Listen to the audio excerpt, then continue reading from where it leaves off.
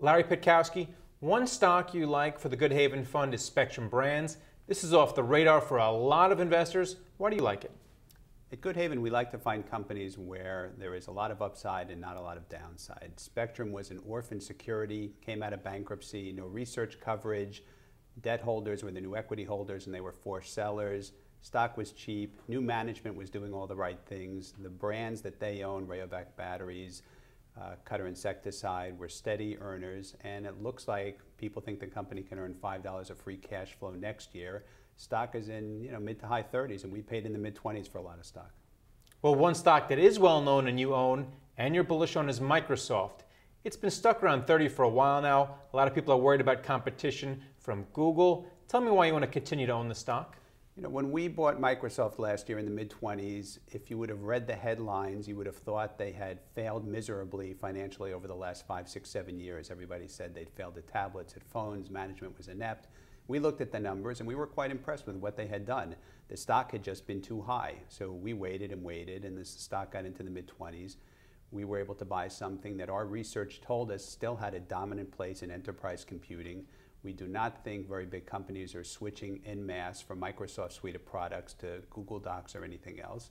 We think the future is for continued steady growth.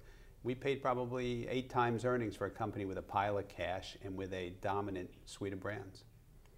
Thirdly, Wall Street is tremendously unloved, not only in Washington, D.C., but pretty much across America right now. Yet you like Jefferies. Why do you want to own Jefferies in this environment? First, we have followed Jefferies for many, many years. We've admired the people that run it. We like the way they run the company. We like that they're big shareholders. And last fall, somebody yelled fire in a crowded movie theater, putting out a research report saying that Jefferies was the next MF Global. We looked around, we did some research, and we thought that was really inaccurate, so we got a chance to buy a lot of Jefferies at a nice discount to book value. We think over time, though the near term will continue to be challenging, they can earn a double-digit return on equity, and we paid a nice discount to book. So it's exactly what we look for in a company. We don't think a lot can go wrong. We think there's a lot of upside, and we think they run the business to benefit owners. Those are 3 stocks that you would rate a buy. Speaking of things that can go wrong, is there a stock or a sector that you would sell right now? We see enormous risk in owning long-term fixed income of any sort.